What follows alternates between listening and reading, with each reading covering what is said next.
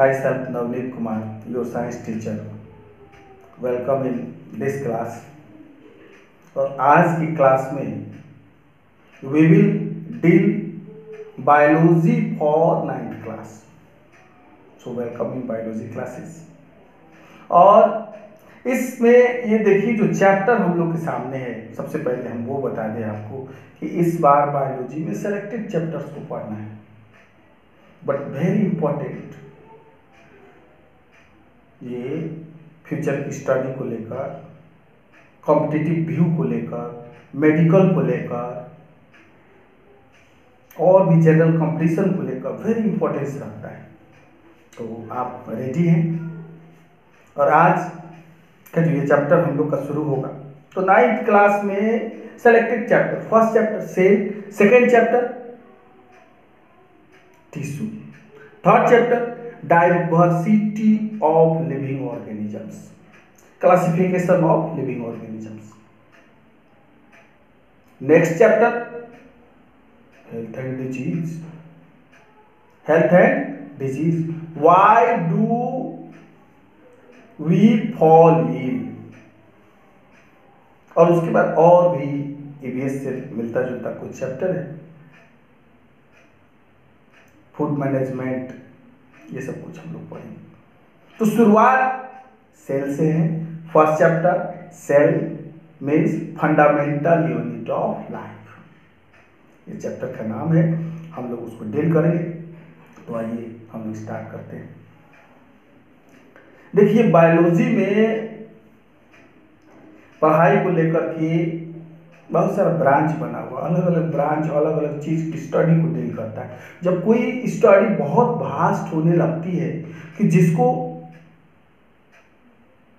Along with carry नहीं किया जा सकता है, अब ये भी पढ़ रहे हैं, ये भी पढ़ रहे हैं, अब खा भी रहे हैं, टीवी भी देख रहे हैं, ऐसा हो सकता है, ऑपरेशन भी कर रहे हैं, खा कर रहे हैं, इस तरह से मत सोचिए। थोड़ा सा सब काम एक साथ नहीं कर सकते, कुछ कर लेते, बात अलग। जब ये वास्ट होने लगता है तो अलग ब्रांच, हार्ट के लिए कार्डियोलॉजी, कार्डियोलॉजी। उसी तरह अब डाइजेस्टिव सिस्टम है, इसका पढ़ाई करना है तो चलिए गैस्ट्रोलॉजी, बहुत लॉजी। तो बायोलॉजी में बहुत सारी लॉजी है, उसी में से एक है जिसके बारे में आज हम लोग चर्चा करने जा रहे हैं शुरुआत में, और वो है साइटोलॉजी। याद कर लीजिए, cytology. What is cytology? Very simple, the study of cell, the study of cell, the branch of biology which deals with the study of cells is called cytology। और ये साइटोलॉजी में मतलब सेल की study में बार बार एक नाम सामने आएगा, और वो है रॉबर्ट हुक। रॉबर्ट हुक, ये देखिए रॉबर्ट हुक, ये रॉबर्ट हुक। बिकॉज सेल की स्टडी में रॉबर्ट हुक का कंट्रीब्यूशन बहुत ज्यादा है। बिकॉज सेल को डिस्कवर करने वाला जो पर्सनालिटी था, वो पर्सन ये रॉबर्ट हुक। ये रॉबर्ट हुक सेल का डिस्कवरी किया था बाई चांस, जिसके बारे में हम आगे बताएंगे आपको। लेकिन ये सेल की स्टडी में इस कंट्रीब्यूशन के चलते Robert Hooke is considered as father of cytology. Robert Hooke को फादर ऑफ साइटोलॉजी कहते हैं। तो क्वेश्चन आ जाता है कि who is considered as father of cytology, तो हम लोग इजीली बोल देंगे रॉबर्ट हुक। तो आज का ये जो चैप्टर है साइटोलॉजी, हम लोग इसको पढ़ना है और इसकी शुरुआत हम लोग करते हैं। देखिए इसके लिए पहले आपको बहुत इंपॉर्टेंट एक डिस्कशन में पार्टिसिपेट करना पड़ेगा। सुन के देखिए, समझ के देखिए, और ये बताइए कि आपके चारों तरफ जो कुछ भी दिखाई देता है, जो कुछ भी दिखाई देता है, चाहे लिविंग हो चाहे नॉन लिविंग हो, सब तो सब मैटर है। एनीथिंग, केमिस्ट्री में आप पढ़ रहे हैं कि anything which has mass, occupies space, exert pressure is called matter। तो बोल रहा है कि हम लोग matter, dog matter, elephant matter, छोटा amoeba matter, bacteria, all things are matter, stone matter, bricks matter, paper matter, सब कुछ मैटर, एयर वाटर मैटर, सब कुछ मैटर। लेकिन ये मैटर दो तरह का होता है, कुछ लिविंग और कुछ नॉन लिविंग। बोले ये कैसे हो जाता है? कर देखिए बिहेवियर कुछ फीचर्स के आधार पर हम लोग बना लिए हैं, अपने से कुछ फीचर्स के आधार पर बना लिए, दोनों तो मैटर है। अब एक स्टोन रखा हुआ है और वहां पे एक कुत्ता बैठा हुआ है, दोनों मैटर है। तो जब मैटर है तो फिर स्टोन भी और डॉग भी दोनों मॉलिक्यूल से मिलकर बना होगा। तो करें हाँ बना है। दोनों का मॉलिक्यूल फिर एटम से मिलकर बना होगा। तो करेंगे हाँ बना है। और एटम के अंदर इलेक्ट्रॉन प्रोटॉन न्यूट्रॉन होगा। तो करेंगे हाँ एकदम श्योर। तो करें भाई तो स्टोन में और डॉग में डिफरेंस क्या है? कह रहे हैं कि देखिए बात सही है कि स्टोन भी डॉग भी both are made up of many smaller units particles. जैसे सबसे पहले इलेक्ट्रॉन प्रोटॉन न्यूट्रॉन होता है, फंडामेंटल पार्टिकल जिसको बोलते हैं। सबसे छोटा पार्टिकल वेल अभी तक जो नॉन पार्टिकल है उसके हिसाब से आप लोग इलेक्ट्रॉन प्रोटॉन न्यूट्रॉन ये मिलके फिर छोटा छोटा एटम बनाता है। फिर ये एटम मिलके मॉलिक्यूल बनाता है। फिर मॉलिक्यूल मिलके तो कह रहे कोई बड़ा सा मटेरियल बनाता है। फिर मटेरियल दो तरह का हो सकता है, लिविंग भी और नॉन लिविंग भी। यहां से अंतर आना शुरू होता है। जैसे इलेक्ट्रॉन प्रोटॉन न्यूट्रॉन मिलकर एटम बनाया, एटम मिलकर तरह तरह का मॉलिक्यूल बनाया, तरह तरह का मॉलिक्यूल मिलके अमीबा बना दिया। करे कि वो तो लिविंग हो गया, चलते रहता है, खुद से मूव करता है, न्यूट्रिशन चाहिए, इसको खाना चाहिए, रेस्पिरेशन सांस लेने के लिए इसको ऑक्सीजन चाहिए, ये रिप्रोडक्शन करेगा, नया अमीबा को पैदा करेगा। और वो पत्थर स्टोन वो भी इलेक्ट्रॉन प्रोटॉन न्यूट्रॉन से मिलकर बना है। उससे भी फिर इलेक्ट्रॉन प्रोटॉन न्यूट्रॉन मिलके एटम बनाया, एटम मिलके फिर मॉलिक्यूल बनाया, मॉलिक्यूल मिलके फिर वो स्टोन। वो देखिए स्टोन नॉन लिविंग होगी। अरे ये क्या बोल रहा है कि देखिए कोई भी जो लिविंग थिंग है इसका ऑर्गेनाइजेशन स्टेप वाइज हुआ है। पहले कुछ इलेक्ट्रॉन प्रोटॉन मिलके एटम बनाया होगा, फिर एटम मिलके तरह तरह का मॉलिक्यूल बनाया होगा, फिर तरह तरह का मॉलिक्यूल मिलके फिर कुछ बनाया होगा, वो मिलके फिर कुछ बनाया होगा। ऐसे चलता है। तो इसको बोलते हैं लेवल्स ऑफ ऑर्गेनाइजेशन। स्टूडेंट्स अभी हम लोग का मेन मुद्दा है लेवल्स ऑफ ऑर्गेनाइजेशन। मीन्स ये लिविंग वर्ल्ड लिविंग ऑर्गेनिज्म कैसे बना है। तो इसका जो लेवल्स ऑफ ऑर्गेनाइजेशन है दो तरह का होता है। एक शुरू से तो शुरू करते हैं इलेक्ट्रॉन प्रोटॉन न्यूट्रॉन से, वहां से चलते चलते फिर एटम, फिर मॉलिक्यूल्स, यहां तक नॉन लिविंग रहता है। और उसके बाद मॉलिक्यूल्स मिलकर लिविंग के मामला में जो सबसे छोटा यूनिट बनाता है उसको सेल बोलते हैं। फिर ये सेल मिलकर टिश्यू बनाता है, टिश्यू मिलकर ऑर्गन बनाता है, ऑर्गन मिलकर ऑर्गन सिस्टम बनाता है, ऑर्गन सिस्टम मिलकर एक लिविंग ऑर्गेनिज्म का क्रिएशन बन जाता है। लिविंग ऑर्गेनिज्म मतलब किसी लिविंग ऑर्गेनिज्म को लेकर के तोड़ना शुरू किया जाए तो मान लीजिए कि कोई ऑर्गेनिज्म है, उसको हम लोग काट रहे हैं तो पहले उसके पार्ट पार्ट में काट देंगे, डाइजेस्टिव सिस्टम अलग कर देंगे, उसका रेस्पिरेटरी सिस्टम अलग कर देंगे, सब सिस्टम अलग कर देंगे उसका। फिर उसके बाद तो सिस्टम में का जो ऑर्गन्स होगा, जैसे डाइजेस्टिव सिस्टम में का स्टोमक अलग कर देंगे, इंटेस्टाइन अलग कर देंगे, ऑर्गन्स को हटाना शुरू करेंगे।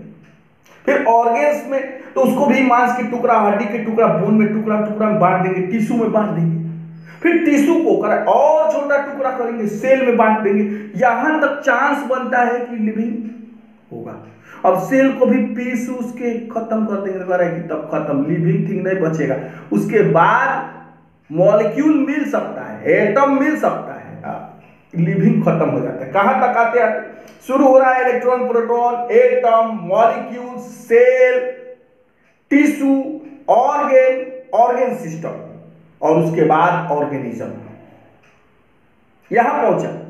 लेकिन पीछे आने पर तो कह देखिए ऑर्गेनिज्म, उसको फिर बांटेंगे तो फिर आएगा ऑर्गेन सिस्टम, फिर और पीछे आएंगे तो ऑर्गेन्स, और पीछे आएंगे तो टिश्यूज, और पीछे आएंगे तो सेल्स, और इसके बाद अगर और फर्दर सेपरेशन डिवीजन अगर कंटिन्यू रखेंगे तो molecules, atoms, electron, proton, neutron, यहाँ पे जाके लास्ट हो जाएंगे हम। अब इसको डिवाइड करने में वैज्ञानिक को पूरी सफलता नहीं मिली। तो ये लेवल ऑफ ऑर्गेनाइजेशन दो कैटेगरी में हम लोग बांट सकते हैं, एक हो गया नॉन लिविंग लेवल और एक हो गया living level. Non living level में आता है इलेक्ट्रॉन, प्रोटॉन, न्यूट्रॉन, एटम और मॉलिक्यूल्स, और लिविंग लेवल स्टार्ट होता है सेल से। तो लिविंग वाला का सबसे छोटा यूनिट, ऐसे किसी भी चीज का सबसे छोटा यूनिट तब तो इलेक्ट्रॉन, प्रोटॉन, न्यूट्रॉन है। फंडामेंटल यूनिट्स ये कहलाता है फंडामेंटल यूनिट्स ऑफ मैटर, चाहे लिविंग हो चाहे नॉन लिविंग हो, इलेक्ट्रॉन, प्रोटॉन, न्यूट्रॉन। लेकिन स्मॉलेस्ट यूनिट ऑफ मैटर तब तो इलेक्ट्रॉन, प्रोटॉन, न्यूट्रॉन होगा। लेकिन smallest unit of living matter की जब बात आएगी तो फिर लाइफ हम लोग को सेल को मानना पड़ेगा, क्योंकि फर्दर डिवीजन के बाद हम लोग मॉलिक्यूल ऑब्टेन कर सकते हैं, एटम ले सकते हैं, इलेक्ट्रॉन, लाइफ नहीं बचेगा। इसीलिए हम लोग को जो फर्स्ट चैप्टर के रूप में सेल को पढ़ना है, तो इसके डिफाइन करने की जब बात आएगी तो फिर यही कुछ शर्त उसमें लागू हो जाएगी कि सेल को डिफाइन करने के पीछे क्या क्या पॉइंट है। आइए सबसे पहले हम लोग सेल का डेफिनेशन समझते हैं। What is cell? What is cell? देखिए 4 पॉइंट को इंक्लूड करना पड़ेगा। स्मॉलेस्ट यूनिट ऑफ लाइफ अभी देखें, cell smallest unit of life होता है। दुनिया में तरह तरह का लिविंग ऑर्गेनिज्म है, एक सेल वाला भी है, मल्टी सेलुलर वाला भी है। ये अमीबा जो आप देख रहे हैं, ये देख रहे हैं अमीबा, ये जो अमीबा देख रहे हैं एक ही सेल का ऑर्गेनिज्म है, सब काम करता है, रेस्पिरेशन भी, एक्सक्रीशन भी, रिप्रोडक्शन भी करता है, नए अमीबा को पैदा भी करता है, बहुत सारा फंक्शन करता है। और हम लोग को देखिए, हम लोग मल्टी सेलुलर ऑर्गेनिज्म है तो हम लोग भी बहुत सारा फंक्शन करते हैं, रेस्पिरेशन भी, न्यूट्रिशन भी, लोकोमोशन भी, ऐसे रिप्रोडक्शन भी। तो कह रहा है कि वो एक सेल भी उतना काम कर सकता है, सब फंक्शन वो भी करता है। हाँ, इसीलिए दूसरी शर्त को ऐड करना पड़ता है। पहला condition smallest unit of life, दूसरा condition functional unit of life. और चाहे कोई भी लिविंग थिंग हो जाए, मिलके बनेगा सेल से, चाहे कितना बड़ा भी घर हो जाए, बनेगा ईंट ईंट जोड़ कर ही। Because bricks are the building blocks, smallest unit of a building. उसी तरह cells are smallest unit, functional unit and structural unit too. Structural unit, ये what is the meaning of structure? देखिए कोई भी लिविंग थिंग बनेगा तो उसके लिए सेल की जरूरत पड़ेगी, उसके स्ट्रक्चर में सेल पार्टिसिपेट करेगा, वो तीसरा कंडीशन स्ट्रक्चरल यूनिट। और चौथा हेरिडेटिकल यूनिट ऑफ लाइफ, मतलब सेल ऐसे नहीं होता है, किसी भी सेल में ये कैपेसिटी होती है कि वो अपने फीचर्स को, अपने प्रॉपर्टीज को, अपना कैरेक्टर, अपना गुण अपने ऑफ स्प्रिंग में नेक्स्ट जनरेशन में ट्रांसफर कर देता है। एक हाथी के पास सूंड होता है तो हाथी का एक सेल ये बात अपने में कैद करके रखे हुए है, कैरी कर रहा है, रिकॉर्ड करके रखे हुए है कि हम सूंड वाले प्रजाति के सेल हैं, हम सूंड वाले प्रजाति के सेल हैं, वो रिकॉर्ड करता है और उसको अगले जनरेशन में ट्रांसफर कर देता है। एक अमीबा है, अमीबा ऐसे ऐसे ऐसे ऐसे करके चलता है तो वो अपने बच्चे में भी ये प्रॉपर्टी ट्रांसफर कर देता है कि तुम भी ऐसे ऐसे करके चलना। हर सेल अपने बच्चे। आम का देखिए, एक बात इंटरेस्टिंग आपको बता दें कि दुनिया में जितना एग होता है, अंडा, और सीड होता है, बीज, ये दोनों का दोनों यूनिसेलुलर आइटम है जो हम लोग के आपके सामने एग्जाम्पल के रूप में। तो मुर्गी के अंडे में ये इंफॉर्मेशन रिकॉर्ड रहता है कि फिर निकलना तो कुकरुकू बोलना, और कौवे के अंडे में ये इंफॉर्मेशन रिकॉर्ड रहता है कि इसमें से जब बाहर निकलना तो कां कां कां ऐसे बोलना। ये कैसे हो जाता है? यही तो हेरिडिटिकल प्रॉपर्टी है, इसीलिए तो सेल को हेरिडिटिकल यूनिट ऑफ लाइफ भी कहा जाता है। मींस सेल 4 पॉइंट्स को इंक्लूड करता है: smallest unit of life, functional unit of life, structural unit of life as well as hereditary unit of life. तो हम लोग बोल सकते हैं डिफाइन करने के लिए सेल को याद कर लीजिए कि the smallest functional, structural and hereditary unit of life is called cell. Very simple, इस 4 चीज को मिला के बोल देना है, याद करने की ज्यादा जरूरत नहीं कि the smallest functional, structural and hereditary unit of life is called cell. जब ये बात आप समझ गए कि व्हाट इज सेल, जो हम लोग इस चैप्टर का मेन टाइटल है, तो अगर ये आप जान गए कि व्हाट इज सेल, तो अब हम लोगों को ये बात समझना है कि ये कोई क्वेश्चन हम लोग के सामने आ सकता है तो आप लोग सॉल्व कर सकते हैं कि why cell is called the smallest unit of life. तो आप बता सकते हैं कि cell is called the smallest unit of life because we can not divide cell further into living units. We cannot divide a cell further into living units. When we try to divide a cell, we can get molecules, atoms, electron, proton, neutron, and these all are non-living levels of organization. Living level, smallest unit, this is cell. So why cell is called the smallest unit of life? Cell is called the smallest unit of life because we cannot divide cell into further living units. Therefore, cell is called the smallest unit of life. Why cell is called functional unit of life? तो ये cell can perform various types of functions like reproduction, nutrition, respiration, जैसा कि amoeba की example में हम आपको बताए हैं। Therefore, cell is called the functional unit of life. Why cell is called structural unit of life? तो ये cell takes part in the structure of living body. Therefore, cell is called the structural unit of life. And why cell is called herititical unit of life? Cell carries its features and it can transfer it into next generation. Therefore, cell is called the herititical unit of life. तो अब आराम से आप इसका answer दे सकते हैं। तब हम लोग चलते हैं, ये बात समझते हैं हमारा नेक्स्ट टॉपिक क्या है कि ये यूनिसेलुलर मल्टीसेलुलर की बात हम आपको बताएं। एक बार फिर से आपको याद दिला दें कि दुनिया में दोनों तरह का लिविंग ऑर्गेनिज्म है, यूनिसेलुलर भी, मल्टीसेलुलर भी, चाहे वो एनिमल का मामला हो या फिर प्लांट का। Because the organisms which are made up of single cell are called unicellular organisms. जैसे एनिमल के मामला में आप एग्जाम्पल में देखे हैं अमीबा यूनिसेलुलर एनिमल है। ईस्ट ये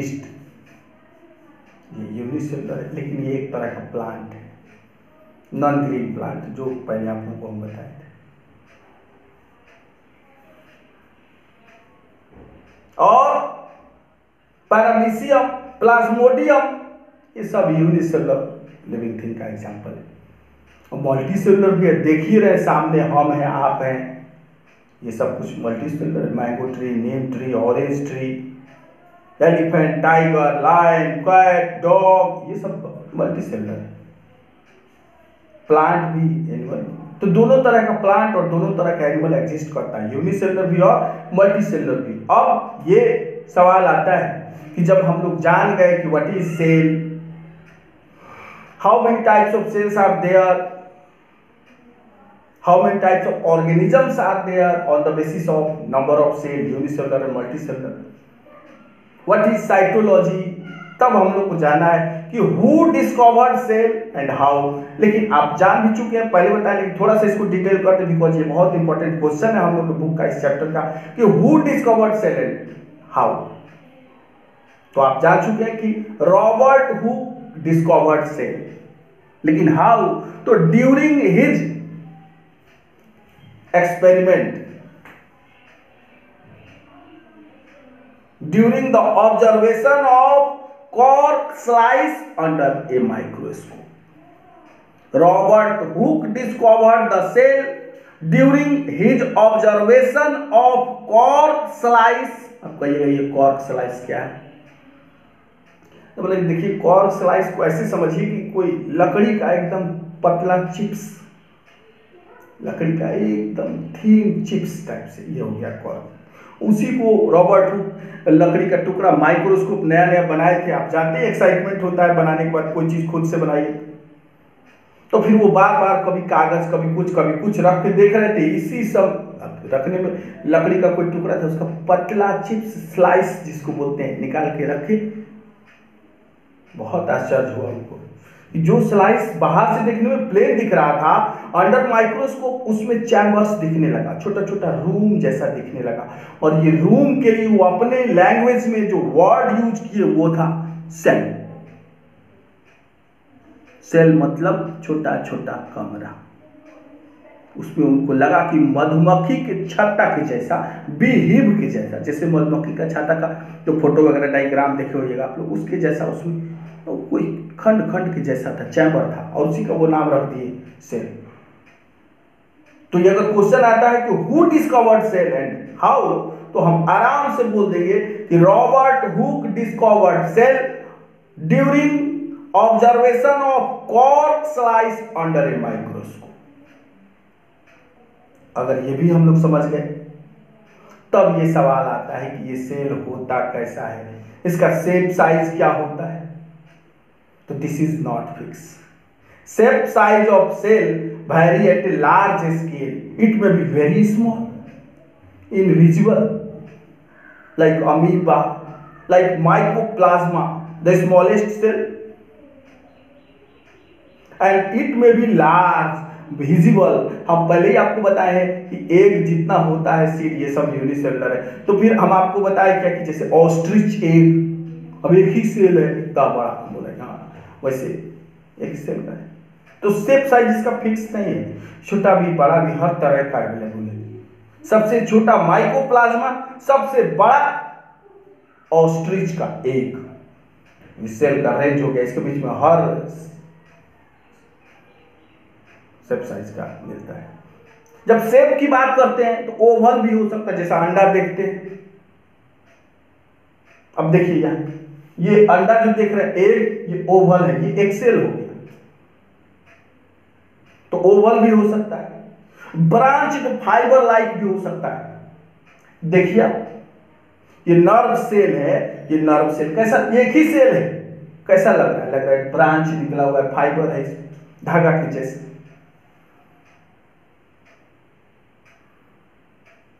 आप सेकेंड चैप्टर में टिश्यू में नर्व सेल का डायग्राम भी शायद दिया हुआ, आप देख सकते हैं। और ये मस्कुलर सेल देखिए, ये मस्कुलर सेल है, टैपरिंग एंड वाला, कैसा लग रहा है?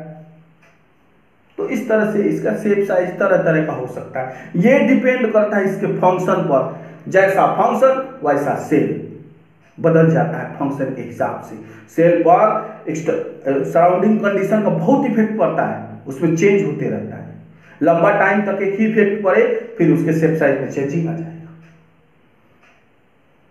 अब ये हम लोग के सामने बात आती है, हम लोग समझेंगे जो ये बहुत इंपॉर्टेंट चीज है। तो सेल दो तरह का होता है, prokaryotic cell and eukaryotic cell. अब हम लोग समझेंगे कि ये प्रोकैरियोटिक सेल क्या होता है और यूकैरियोटिक सेल क्या होता है। मतलब देखिए सेल दो तरह का होता है। एक होता है सेल क्या कि सेल रहेगा लेकिन लेस डेवलप्ड रहेगा, छोटा रहेगा, उसके अंदर जो न्यूक्लियस होता है वो क्लियर नहीं रहेगा। मान लीजिए न्यूक्लियस नहीं रहेगा, पता ही नहीं चलेगा माइक्रोस्कोप से देखने पर किसके अंदर न्यूक्लियस कहाँ है, नहीं है, नहीं होता, काहे कि उसमें मेम्ब्रेन डेवलप नहीं हुआ रहता है, न्यूक्लियर मेम्ब्रेन। ये हो गया प्रोकैरियोटिक सेल। साइज में भी एकदम छोटा होता है, 1 माइक्रोमीटर से 10 माइक्रोमीटर तक लेकर इसका साइज जाएगा। इसके अंदर बहुत सारा सिस्टम भी नहीं डेवलप रहता है, जैसे इसमें माइटोकॉन्ड्रिया नहीं मिलता है, जैसे इसमें लाइसोसोम नहीं होता है, जैसे इसमें एंडोप्लाज्मिक रेटिकुलम, ये सब नहीं होता है। क्रोमोसोम रहेगा लेकिन एक ही क्रोमोसोम रहेगा, वो भी उतना डेवलप नहीं रहेगा। तो ये जो टाइप हुआ विदाउट न्यूक्लियस, दिमाग में सेट कर लीजिए कि a cell without nucleus is called prokaryotic cell and the cell which have a true nucleus is called eukaryotic cell. Prokaryotic means without nucleus, eukaryotic means with nucleus. और इसका difference हम लोग को अपने दिमाग में रखना पड़ेगा, बहुत इंपॉर्टेंट है। वैसे तो इस चैप्टर से रिलेटेड हर क्वेश्चन आंसर हम अपने डिस्क्रिप्शन में डालेंगे और उसको आप डाउनलोड कर लीजिएगा, फिर आराम से पढ़ के समझ के याद कर लीजिएगा। लेकिन अभी हम आपको इसका जो डिफरेंस है प्रोकैरियोटिक और यूकैरियोटिक का बताने चले। पहला डिफरेंस, प्रोकैरियोटिक में smaller size 1 micrometer to 10 micrometer, और यूकैरियोटिक के केस में larger size 10 micrometer to 100 micrometer, ये 10 से शुरू ही होता है। सेकेंड, प्रोकैरियोटिक के केस में not bounded by nuclear membrane, और यूकैरियोटिक के केस में bounded by true nuclear membrane, its have true nucleus. और अगला पॉइंट कि प्रोकैरियोटिक के केस में सिंगल क्रोमोसोम प्रेजेंट, और यूकैरियोटिक में 2 or more than 2 chromosomes present. Prokaryotic के केस में यूनिसेलुलर, ये सिर्फ यूनिसेलुलर होता है, एंड यूकैरियोटिक के केस में मोस्टली आर मल्टीसेलुलर।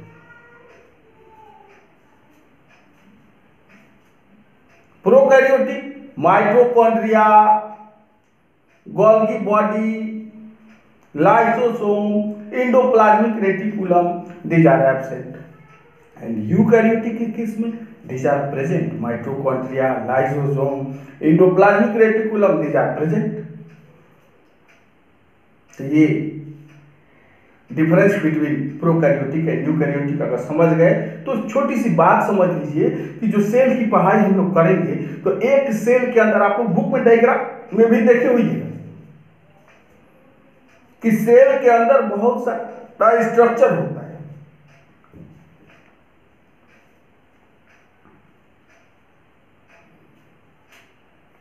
और हर स्ट्रक्चर का अपना फंक्शन होता है।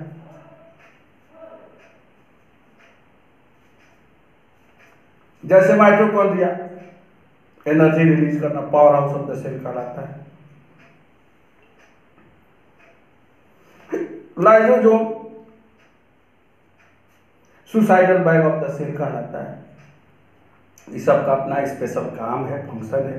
तो सेल के अंदर ऐसा कोई स्ट्रक्चर जिसका अपना स्पेशल फंक्शन होता है उसको सेल ऑर्गेनेल्स कहते हैं, उसको सेल ऑर्गेनेल्स कहते हैं। और हम लोग को इस चैप्टर में डिफरेंट टाइप का जो सेल ऑर्गेनेल्स है उसका फंक्शन क्या है, उसका स्ट्रक्चर क्या है, ये सब कुछ डिटेल पढ़ना है, जिसको हम नेक्स्ट वीडियो में आपके पास लेकर आएंगे सेल थ्योरी के साथ। Thank you for watching video, thanks a lot, thank you very much.